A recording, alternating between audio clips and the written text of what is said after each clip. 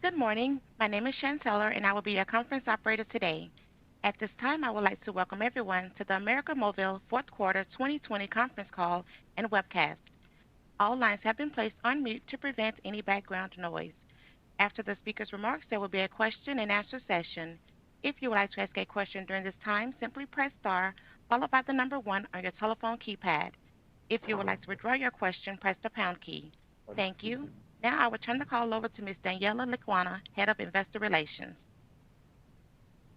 Good morning, everyone. Thank you for joining us today to discuss our fourth quarter financial and operating results. I'm here on the line with Mr. Daniel Hajj, our CEO, Mr. Carlos García Moreno, CFO, and Mr. Oscar Von Hauske, COO. Thank you, Daniela. Welcome. Good morning. Welcome to América Móvil fourth quarter of 2020 financial and operating report. And Carlos García Moreno is going to make a summary of the results. Carlos. Thank you, Daniel. Good morning, everyone. Well, going into the fourth quarter, the economic recovery already underway appeared to be picking up speed throughout most of our region of operations, with confidence levels shooting up in November following the U.S. presidential election, and shortly thereafter, the announcements of the approval of vaccines meant to ward off the COVID-19 virus. In this context, the Latin American currencies, which had depreciated sharply against the U.S. dollar as the pandemic began, strengthened notably, with the Mexican, Colombian, and Chilean pesos rising approximately 10% versus the dollar during the quarter. Other currencies did as well, including the euro and the Brazilian real, that appreciated 4% and 8% respectively. In light of well-observed and expected COVID contagion rates, some countries imposed new confinement measures in various cities in December. Nonetheless, trends for the quarter generally showed good results in terms of mobile net additions overall. We added 6.8 million subscribers in the fourth quarter, twice as many as in the preceding quarter. Net additions included 2.7 million postpaid subscribers, with Brazil leading the way after adding almost 2 million subs, followed by Peru with 223,000 and Colombia with 200,000. In the prepaid segment, we gained 4 million subscribers, with Mexico and Brazil adding 1.2 million each, and Colombia close to 800,000 clients.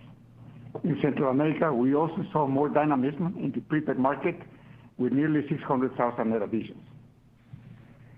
By the end of the year, we had fully recovered our prepaid base, the one most affected by the pandemic, which had observed a sharp reduction in the second quarter on account of the restrictions on mobility and on the functioning of our commercial services.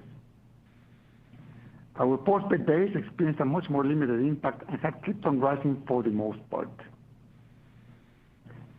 On the fixed line platform, we obtained 208,000 new broadband clients, almost half of them in Colombia, with Mexico and Argentina contributing approximately 35,000 each.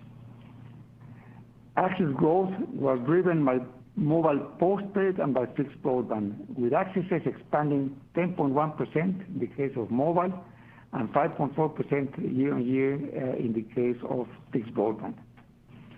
Fixed voice and pay TV access continued to decline. They declined approximately 4% each. Fourth quarter revenues, 255 billion pesos, were down 3% in nominal peso terms, with service revenue declining 0.3%, practically flat. At constant exchange rates, service revenues actually increased 2.2%, faster than in the preceding quarter when they had risen 1.5%.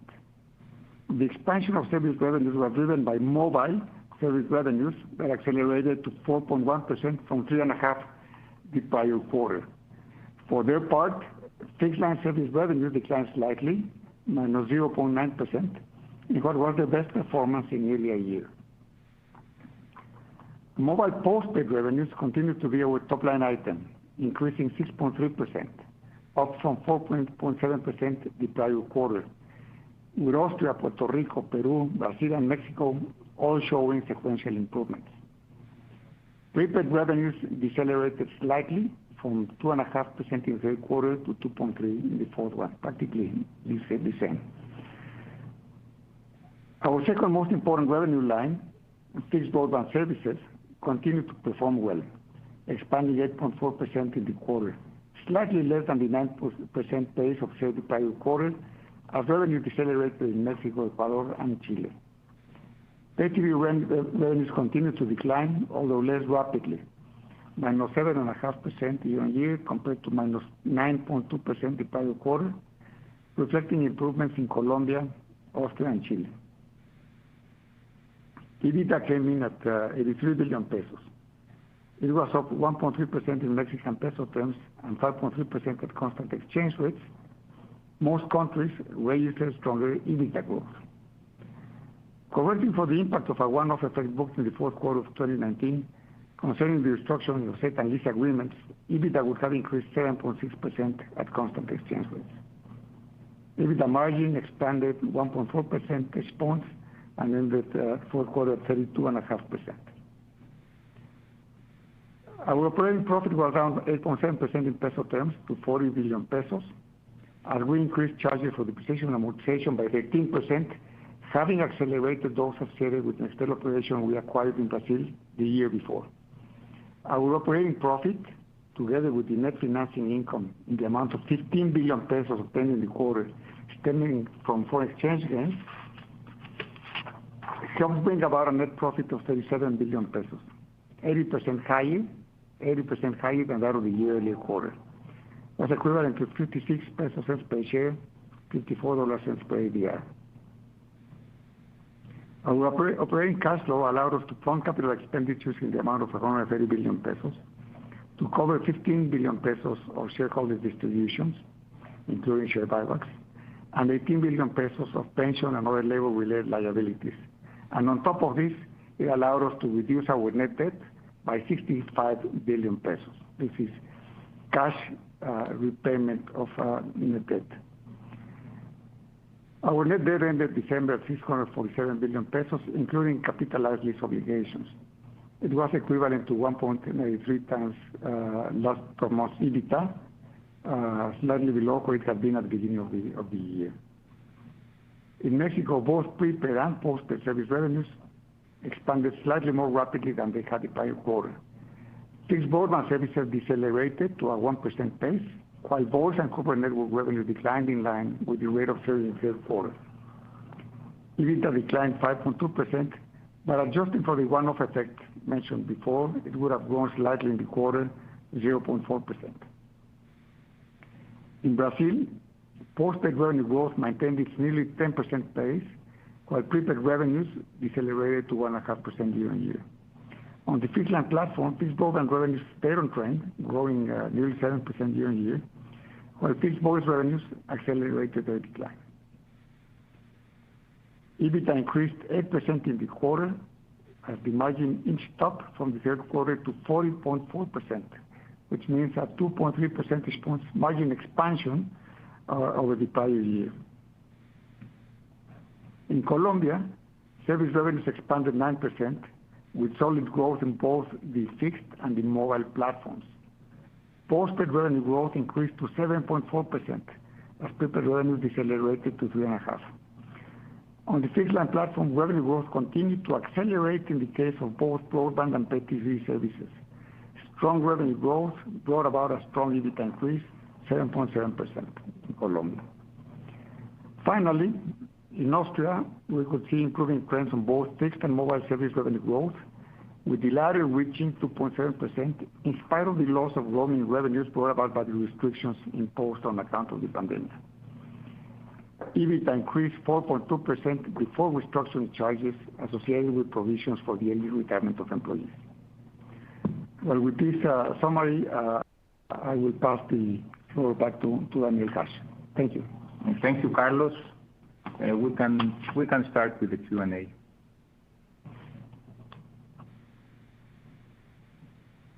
At this time, I would like to remind everyone, in order to ask a question, please press star, then the number 1 on your telephone keypad.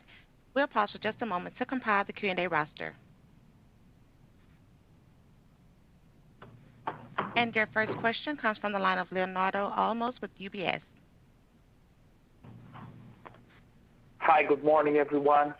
My first question question is about the infrastructure spin-off, right? A few questions here. Will you do something similar to Telesites? Will you issue new stocks for current AMX owners, or will you eventually sell control for external party or a sales leaseback type? Which assets will it be? Will we have fiber infrastructure, maybe, I don't know, maybe submarine cables? In which countries will it be? Thank you.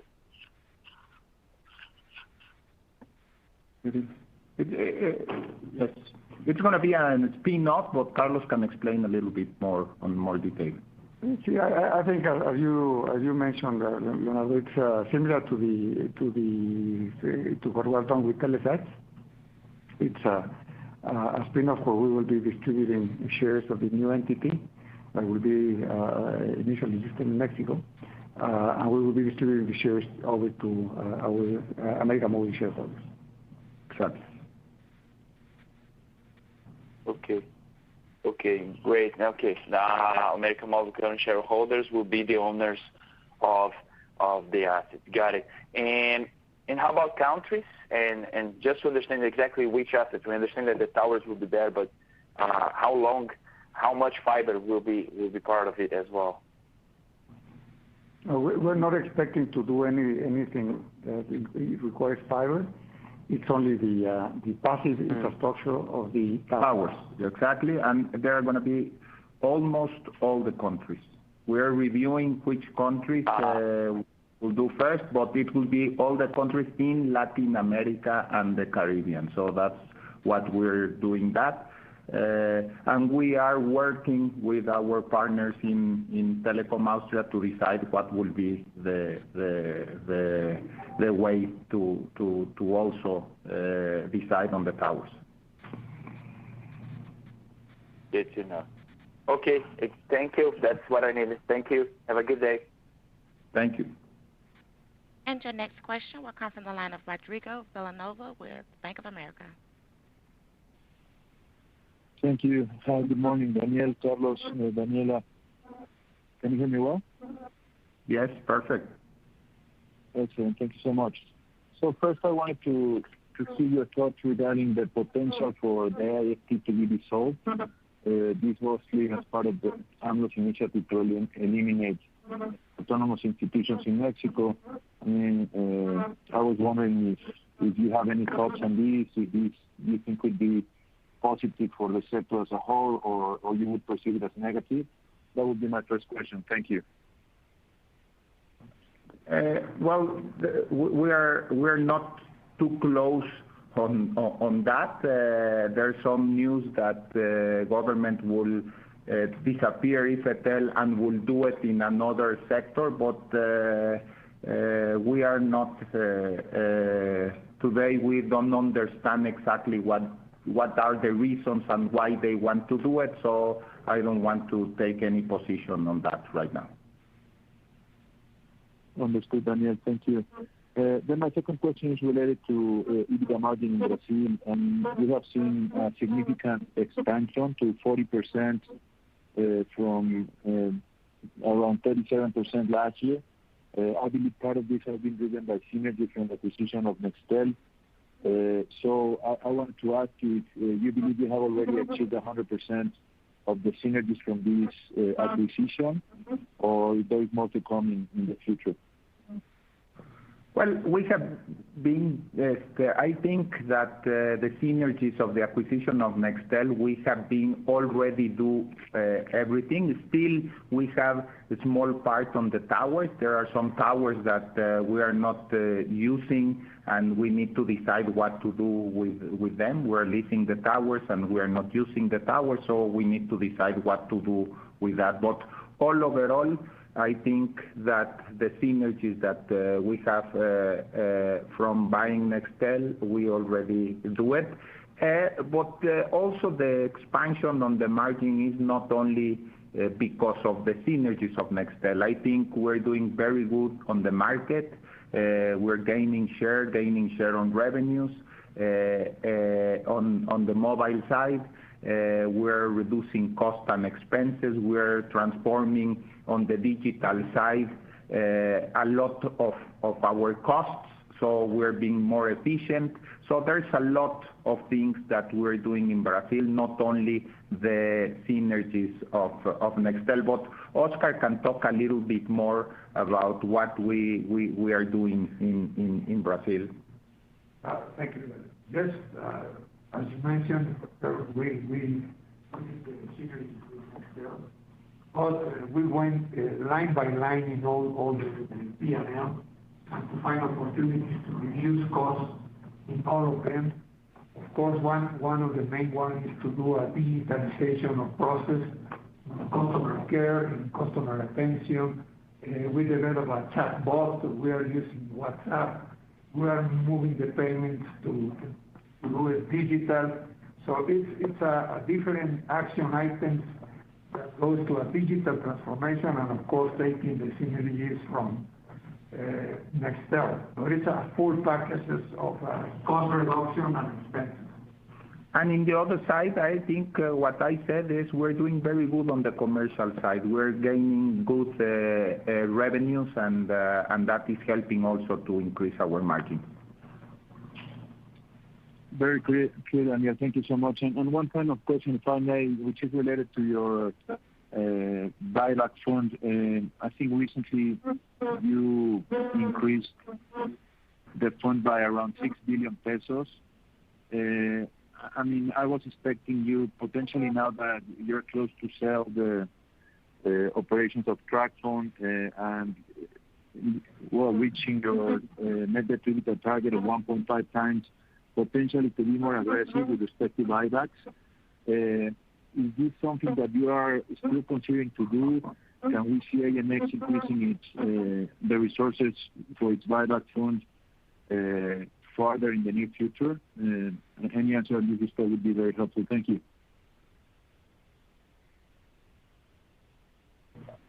Yes, what we do, like extraordinary assembly, I think was on Monday, because we almost finished what we have on the fund, on the buyback fund that we have.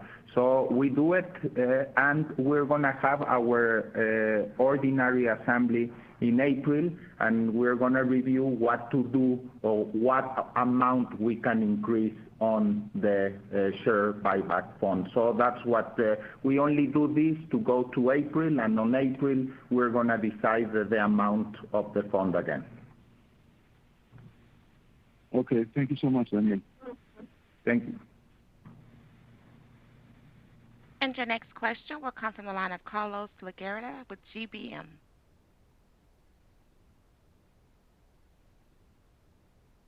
Hi, thank you. Can you hear me? Yes. Thank you. Daniel, I don't know if you can provide us with some color regarding CapEx. I mean, obviously the figure for 2020 was very much in line with your previous comments, but I don't know if you can talk about a little bit about 2021. Thank you. What we always do around the previous CapEx in 2020, the budget that we have on 2020 was around $8.5 billion.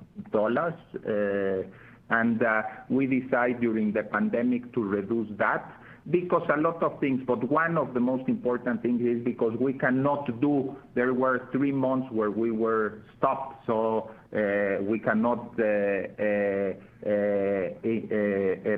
the CapEx, put the infrastructure because of the pandemic in April, May, and June. So that's also a reason why we do we decide to reduce the CapEx. And at the end of the day, I think our CapEx for 2020 was around $7 billion, more or less is what we finish. So from 8.5, we do around 7, a little bit less than $7 billion. And I think for this year, we are around 8 billion, including what we are going to buy on frequencies for 5G. So that's more or less what we're thinking to do in 2021. That's very helpful. Thank you. And your next question will come from the line of Alejandro Galastro with BBVA. Hi, good morning, Daniel, Carlos, Oscar, and Daniela. Thank you very much for taking my questions. The first one is related to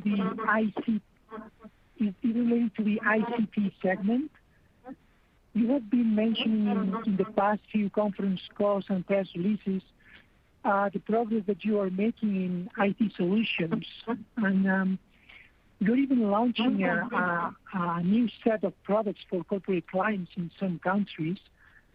So it would be very helpful to know more about your strategy here and what is the market opportunity that you see in this segment, how much of your revenues come from the ICT sector, and how much it could grow.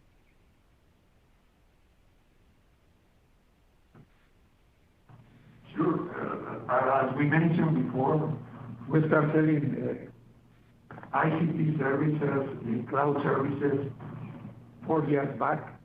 And we have, as you know, a very large footprint of data centers. What we've been doing is to, in all the data centers, to have the availability to have cloud services. And we have a federation of the data centers. So all the clouds are fully interconnected, so we could do workloads across all these clouds. What we do, we offer on cloud, we offer the different range of cloud services, software as a services, infrastructure as a services, and platform as a services.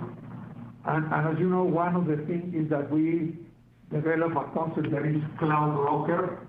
We orchestrate different clouds, and we have a single point of contact with the customers that we could offer to them different protection around the cloud.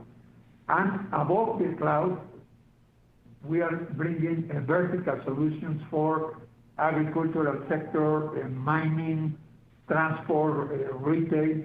So what we want to become is a single point of contact to the customer from the connectivity, security, data centers. It could be private cloud or public cloud, and then above all these, add all these vertical solutions that I mentioned. And to be honest, we've been in the market, and we won a very big contracts in Mexico, in Brazil, and in Colombia.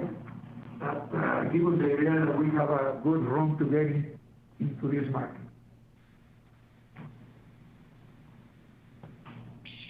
Thank you, Oscar. And I have a follow-up question on the Tower Spinoff, if I may. I believe that you said that the company will be listed in Mexico. I don't know if that is right. And I would also like to know what will be the legal structure of the company, if that would be a FIBRA or a REIT, and also if you plan to transfer some of your debt to a new entity in a similar way as you did with Telesites back then. Thank you. Yes, we're not thinking to do a FIBRA right now. We're going to only spin off as we do it in Telesites, and we're going to put some debt. So we want to give and give value to the actual shareholders on América Móvil. So we're going to spin off the towers in Latin America, and we're going to put debt. So it helps for the shareholders. We're giving value, and we're reducing the debt in América Móvil. So we still don't know exactly what the levels of debt that we're going to put. We're still making all the paperwork, and we think we can complete all this reorganization this year to spin off the company. Great. Thank you very much, Daniel. Thank you. And your next question will come from the line of Andres Coelho with Scotiabank. Yes, thank you for taking my question. I have two quick ones. If you can clarify how many of the 60,000 towers are in Latin America and how many in Europe? And my second question is, it's pretty technical. I was just wondering if you can confirm how many operating lease liabilities you have with related parties at América Móvil. I believe that in your last 20F report, you mentioned 23.8 billion pesos of operating lease liabilities with related parties, and I was wondering if this is primarily related to Telesites. I think in Latin America we have around between 35 and 37,000 towers. I think it's what more or less we're going to spin off. And in Europe we have around 16,000 towers. It's Austria plus the rest of the other countries where we are. So that's more or less what we have. So we divided in two, Latin America and Europe. And the other question I don't understand exactly. No, it's just a very technical question. In your last 20F report, you mentioned operating lease liabilities with related parties for 23.8 billion pesos. I was wondering if this is related to Telesites, because this could be an important reference for the new company in regards to how many operating lease liabilities you will have to book as a result of the spin-off. So I was just wondering, confirming with you that the 23.8 billion pesos is primarily related to Telesites.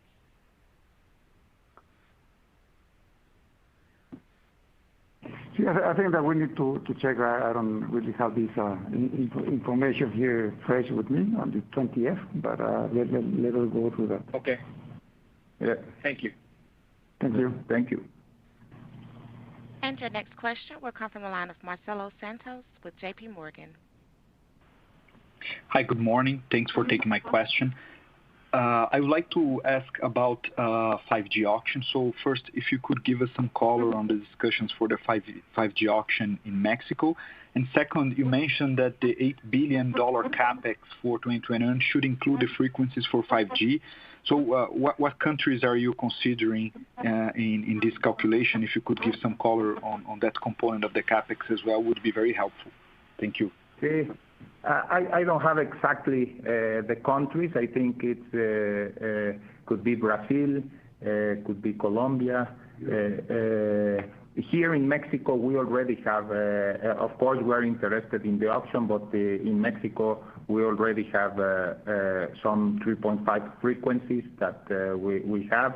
Maybe the Dominican Republic could be other country. So there's a lot of countries, but we can, Daniela can give you a little bit more color on which countries we are considering on the auctions.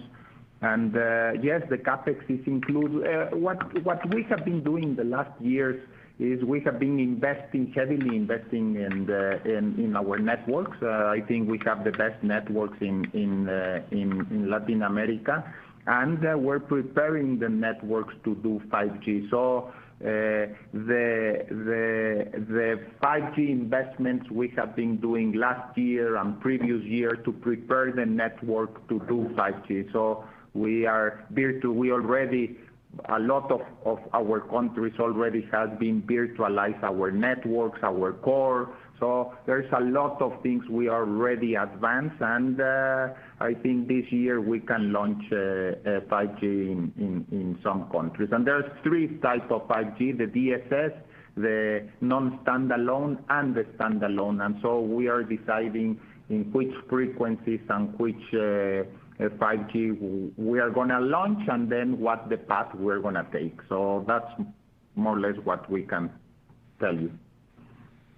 A lot. Thank you. There's very important that all our towers, almost all our towers, has fiber or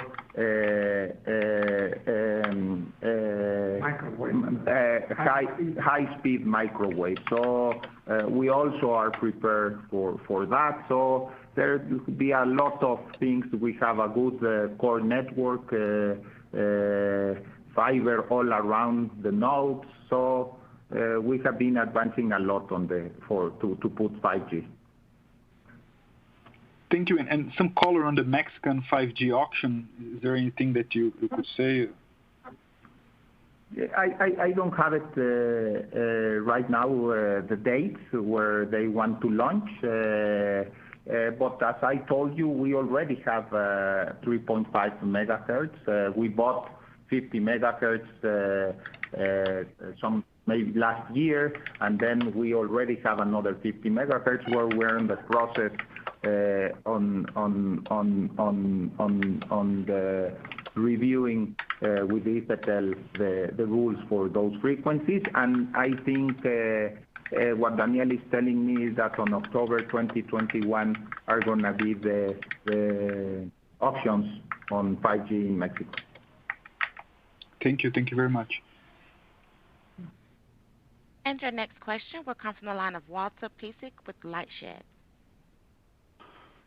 Thanks. Daniel, just I guess a quick question on just CapEx again. I think you said 2020 was $7 billion. I think when I look at the numbers, the math says it's $6 billion, but you might have been including some acquisitions or something that I wasn't familiar with, or maybe it's a currency change. But is there, of the $7 billion, was there something else in there that would not be like actual network equipment for 2020? And then for 2021, for the $8 billion, can you give some sense of the breakdown of like network equipment versus spectrum, what the allocation would be? Yeah, maybe you are right. There's going to be the $6 billion total what we have, including that for last year. So I think it's between 6 billion and 7 billion. I need to review exactly the number, but it could be 6 billion, 6.5. So it's around that. We're still closing everything on the infrastructure. And on the transformation, digital transformation, that we're doing a lot on that. So I can check and give you no details. problem. And then the 8 for next year, do you have a sense of the mix between spectrum and network equipment of that 8? I think the spectrum. I don't have the numbers exactly, but I can tell you that we're really interested in doing more fixed in some countries. I think we have a lot of there's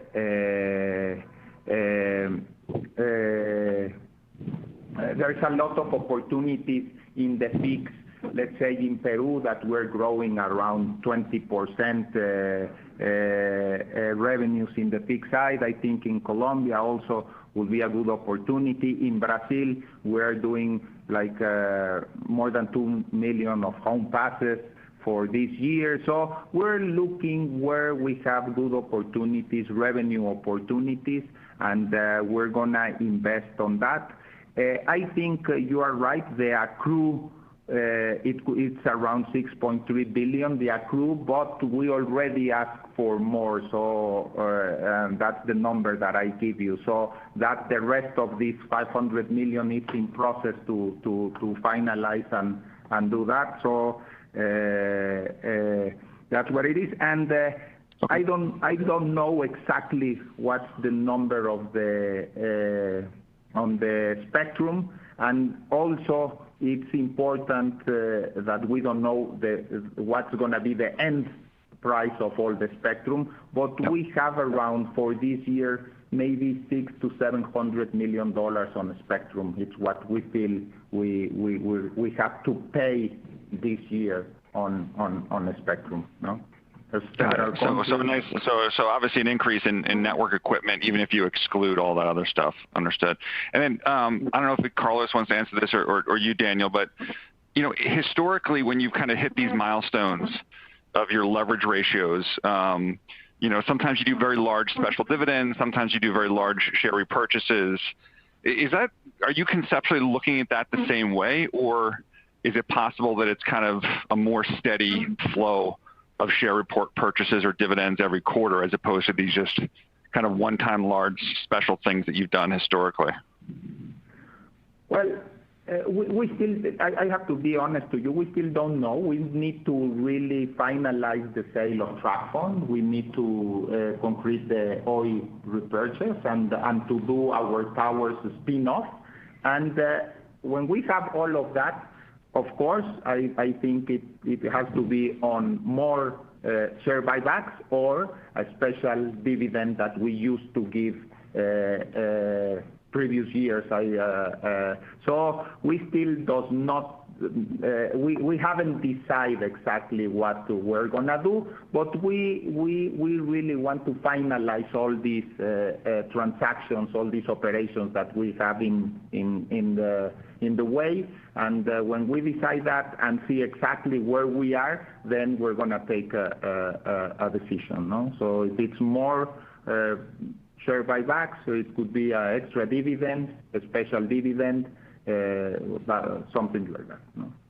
Okay, I don't know, you. Carlos, if you want to add, Carlos, want to add something on that? No, I think it's what Daniel said. I think once we hit our leverage targets and we are clear in terms of, if there's more certainty down the road, I think that we are prepared to do more distributions.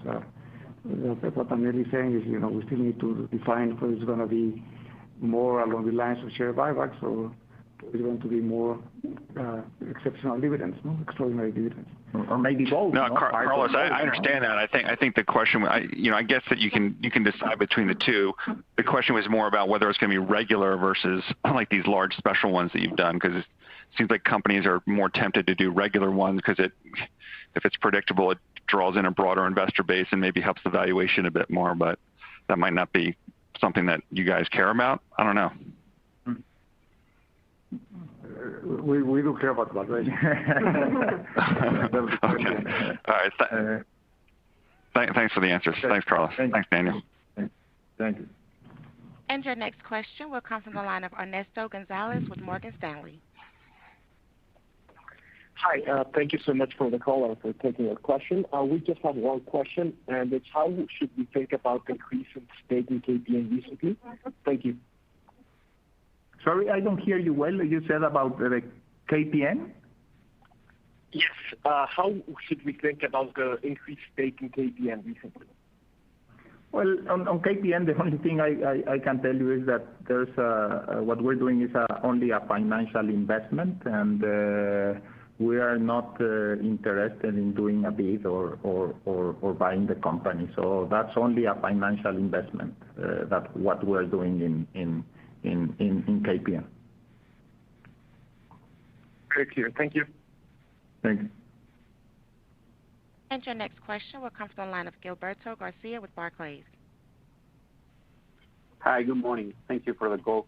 Can you comment on whether you continue to eventually request again a pay TV license for Mexico? Thank you. No, yes. Yeah, well, of course we're interested in asking for a TV license. We already submit in the AFTL a TV license. So of course in Mexico we want a TV license. There's no reason why they don't give us the TV license, and we hope we can have that TV license soon. So it's very important for us to have a TV license, and we're waiting for that. Of course we're interested.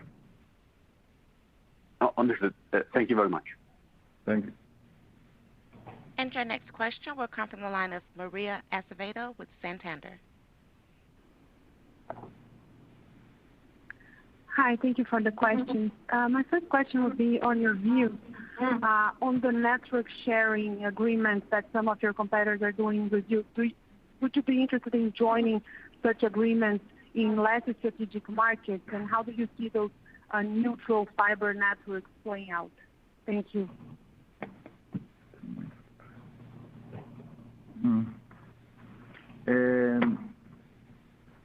On network sharing, we have maybe a different view in some of our competitors. I think in some places we agree to do network sharing, depends where and how. But to do network sharing, let's say in big cities, and then do the network sharing and then grow because you are going to have more capacity, and then you have to decide with the one with your partner that you do the network sharing and increase and do more, I think doesn't make any sense for us. So in some places maybe where we need some coverage and there are rural places, and we don't think we're going to need capacity or upgrade or do something in the network soon. Maybe, yes, we're interested to do some network sharing. Also, we can do network sharing on the fiber. Of course, we can put fiber and then do sharing on that fiber in some places. So in some things, we agree to do network sharing. In other things, it's not because we don't agree, it's because we think that doesn't make any sense for us to do network sharing at this time. I don't know, Oscar, if you want to add something? No, I totally agree. But if we mentioned it's in a greenfield areas to share network in fiber, that's so great, and that's what we are analyzing. Thank you. Perfect, thank you. And my second question would be on, did you see any initiatives taking place in monetizing your subscriber base, financial services, digital wallets, mobile advertising, anything that could generate some incremental ARPU, more advanced in the region? Yes, we're doing the digital wallet in Mexico. We want to do it in Brazil, in Colombia, and we can expand Argentina also, and we want to expand to all the rest of the countries. But Oscar can talk a little bit about what we do on the digital wallet. Yeah, we are doing this digital wallet concept that is to address the market that is not bankarized and to get a solution that is a fully integrated solution that you could do the digital wallet, but as well third-party payments, as gaming, as paying the utilities. So it's an ecosystem around, and we believe that the focus is the people that is not bankarized. We are in a friends and family environment in Mexico, in Colombia, and in Argentina, and in Brazil. So it's a concept that we will export to all the properties as we find out the way to address the market. But we are now in a friends and family mood in all those countries. Perfect. Thank you very much. Again, ladies and gentlemen, to ask an audio question, please press star 1 on your telephone keypad. Again, that is star 1 to ask a question. And your next question will come from the line of Samit Datta with New Street Research. Yeah, hi there. Thank you for the question. 2, please. Firstly, on Brazil, just regarding the acquisition of Oi Wireless, you did not pick any spectrum up in that transaction, I think mainly for regulatory reasons. Should we assume, because you're picking up subscribers but no spectrum, you might have to increase your capex in Brazil to accommodate the new subscribers and new traffic once the deal closes? And then the second question, please, is on Colombia.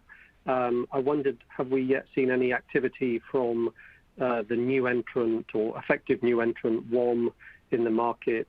And how are you preparing for their imminent launch? Thank you. Yeah, on the Brazil capex, we already have included in the capex that we have in Brazil to take all the Oi subscribers in our network. So we are working on that. We're expanding our infrastructure in the places we need to expand, and it's already taken that into consideration. So the capex include the Oi subscribers in Brazil. On WOM, yes, WOM is another competitor. We know them very well, what they do in Chile. As for any competitor, we're working and we're increasing capacity. We have very good coverage. We have very good network. We have 3 or 4 play in some of our customers. And well, we're prepared to compete, as we compete in other places with new competitors. So we have that on Peru with Entel and Vitel both, and in Chile. So we compete. So let's see what they are gonna do and what we need to do. But we're prepared. What we can tell you is we are going to compete, and we're prepared to compete there. No? Okay, thank you. And there are no further questions at this time. I would now like to turn the call over to Mr. Daniel Hajj for final remarks. I just thank all of you to be in the call, and thank Daniela, Carlos, and Oscar for being here. Thank you. Thank you all. Thank you, everyone. This concludes today's conference call. You may now disconnect.